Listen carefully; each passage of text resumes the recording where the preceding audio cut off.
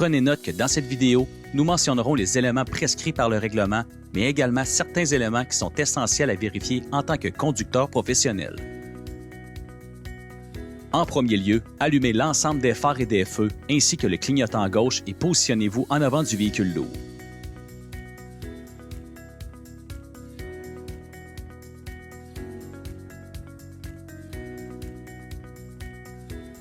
Vérifiez le bon fonctionnement des feux de gabarit et d'identification du véhicule.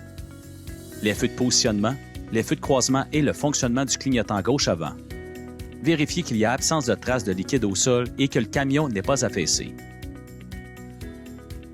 Assurez-vous que l'ensemble des roues avant et arrière sont parallèles et que les pièces de la carrosserie sont bien présentes.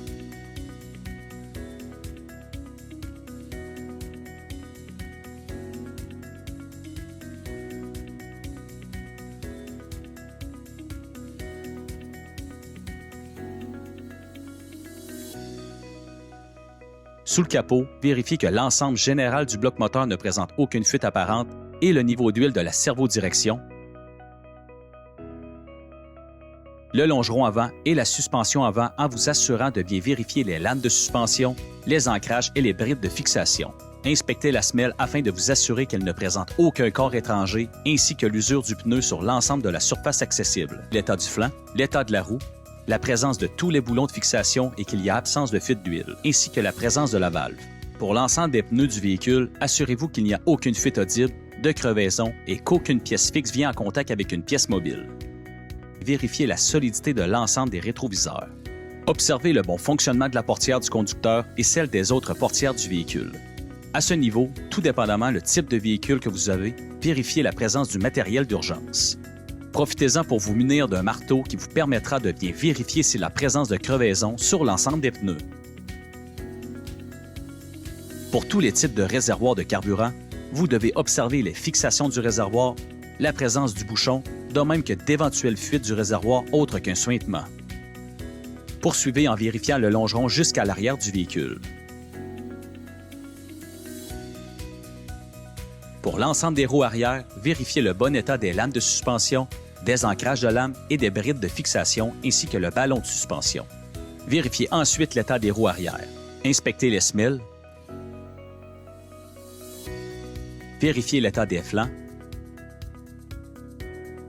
l'état de la roue, la présence de tous les boulons de fixation. Assurez-vous que les moyeux de roue ne présentent aucune fuite, ainsi que la présence des valves. Pour chacun des pneus, assurez-vous qu'ils ne présentent aucune fuite audible, de crevaison et qu'aucune pièce fixe vient en contact avec une pièce mobile. Rendez-vous ensuite à l'arrière du véhicule pour vérifier le bon fonctionnement d'au moins un clignotant situé du côté gauche du véhicule, le bon fonctionnement des feux de positionnement arrière, les feux d'identification et le feu de plaque d'immatriculation. À ce stade, vous pouvez demander l'aide d'un collègue afin de vérifier le fonctionnement des feux de freinage. Retirez le clignotant gauche afin d'appuyer 2 fois sur la pédale de frein. Appliquez ensuite le clignotant droite et vous pourrez en faire la vérification lorsque vous reviendrez à l'arrière du véhicule.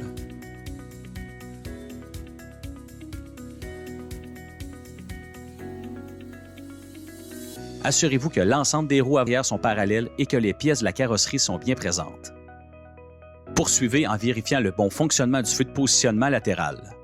Pour le côté droit du véhicule, veuillez faire les mêmes vérifications que vous avez effectuées pour le côté gauche.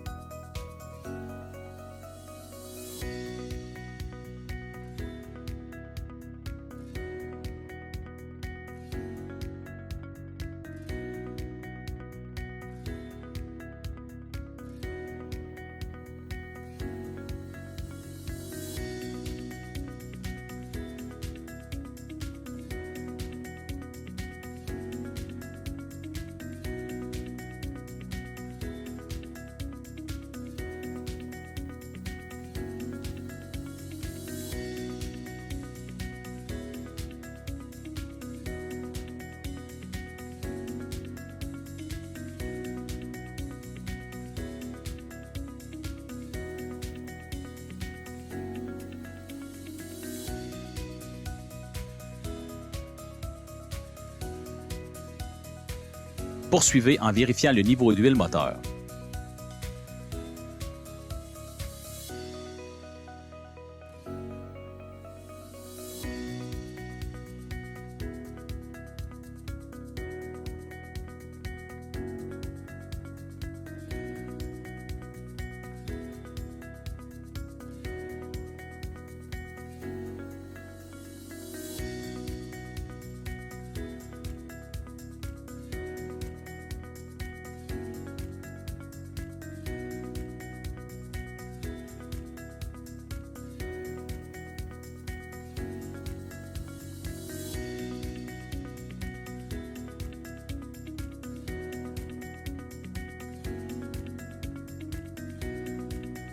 Fermez le capot du camion et n'oubliez surtout pas de vérifier qu'au moins un des clignotants avant à droite est fonctionnel.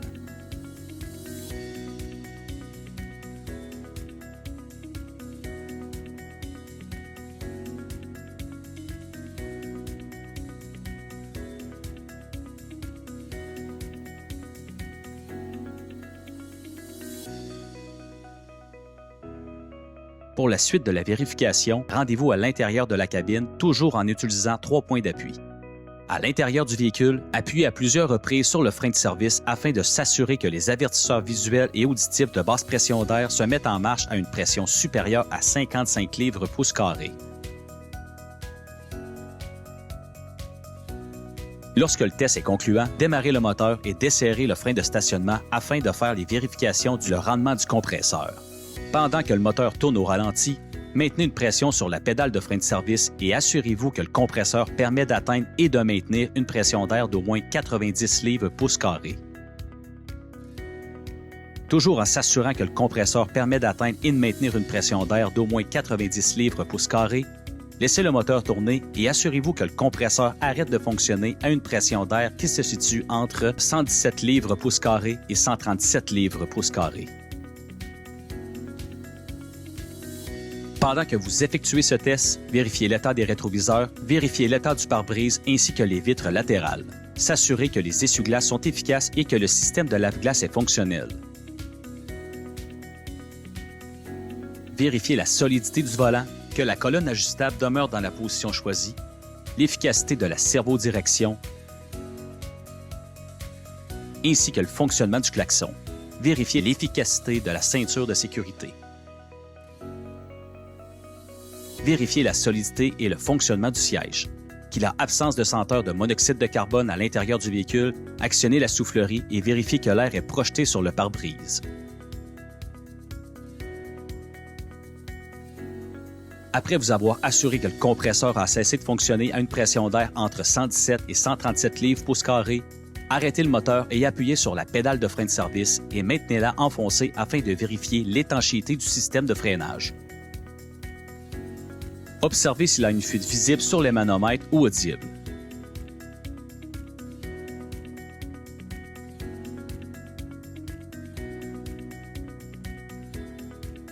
Redémarrez le moteur et vérifiez le régulateur de pression au démarrage du compresseur. En surveillant le manomètre, abaissez lentement la pression d'air jusqu'à ce que le compresseur se mette en marche à une pression supérieure à 80 livres pouces carrés.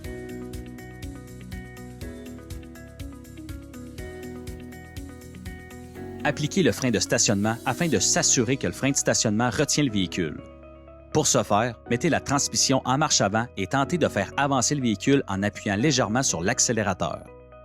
Desserrez le frein de stationnement et avancez légèrement le véhicule en s'assurant que l'ensemble des roues tourne librement.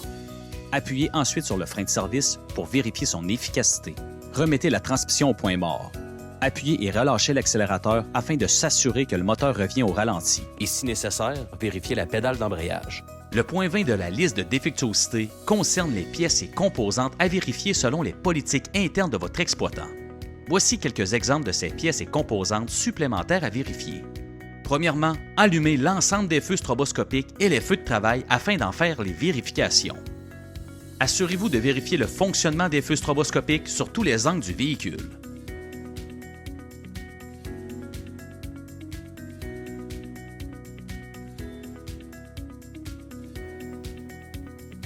Vérifiez la présence et l'état des sangles à pneus situés des deux côtés du véhicule et observez également l'état général de la plateforme. Conformément aux directives de l'exploitant, inspectez les accessoires de dépannage et de remorquage dans les coffres du véhicule. Vérifiez la présence des cônes et du matériel d'urgence. Poursuivez en observant le bon fonctionnement des commandes d'opération du système hydraulique de la plateforme, du treuil et du lève-roue.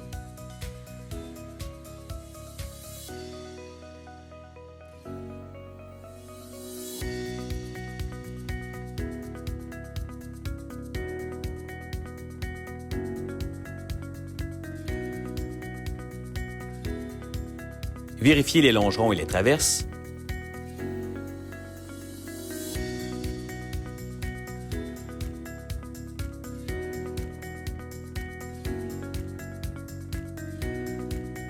Ensuite, s'assurer qu'il n'y a pas de fuite hydraulique au niveau des cylindres. Et terminer en vérifiant l'intégrité des systèmes d'ancrage ainsi que l'état du dessous de la plateforme.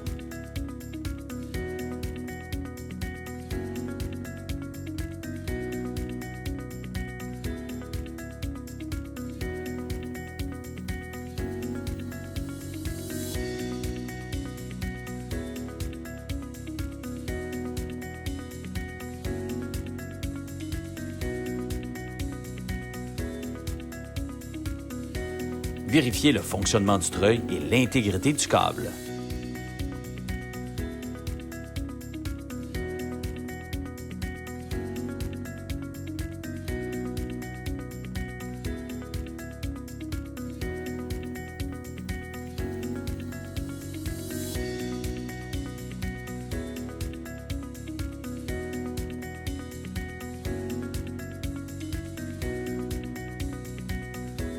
Assurez-vous que les cuillères des deux côtés du véhicule sont bien fixées et en bon état de fonctionnement.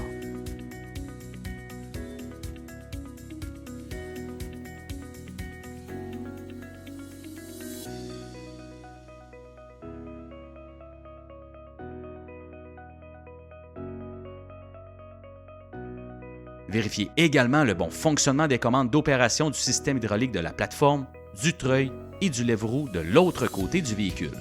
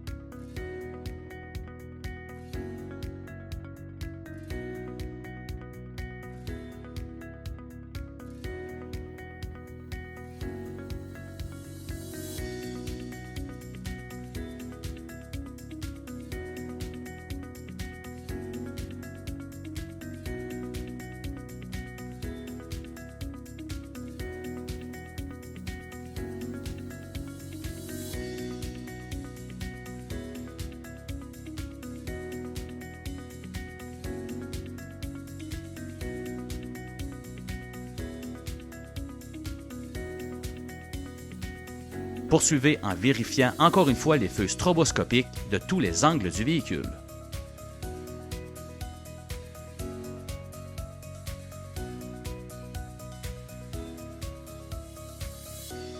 Si votre véhicule est muni de freins hydrauliques, veuillez faire ces vérifications obligatoires. Premièrement, vérifiez le niveau du liquide dans le maître-cylindre situé sous le capot du véhicule. Ensuite, mettez la clé de contact à la position marche et assurez-vous que le témoin lumineux du frein de service reste allumé dans le tableau de bord lorsque le moteur ne fonctionne pas. Ensuite, toujours le moteur qui ne fonctionne pas, appuyez sur la pédale de frein de service et vous devez entendre la pompe électrique se mettre en fonction. Vous devez également vérifier si la pédale de frein ne descend pas au plancher à l'intérieur de 10 secondes. Toujours le pied sur le frein de service, mettez ensuite le moteur en fonction et vous devez vérifier si le témoin lumineux du frein de service s'éteint. Ensuite, vérifiez que le témoin lumineux du frein de stationnement s'allume dans le tableau de bord lorsque vous appliquez le frein de stationnement du véhicule. Et ensuite, mettez la transmission en fonction et pesez légèrement sur l'accélérateur afin de vérifier que le frein de stationnement retient bien le véhicule. Desserrez le frein de stationnement et vérifiez que son témoin lumineux dans le tableau de bord s'éteint. Terminez en avançant légèrement le véhicule et pesez sur la pédale de frein de service pour vérifier si le freinage est efficace.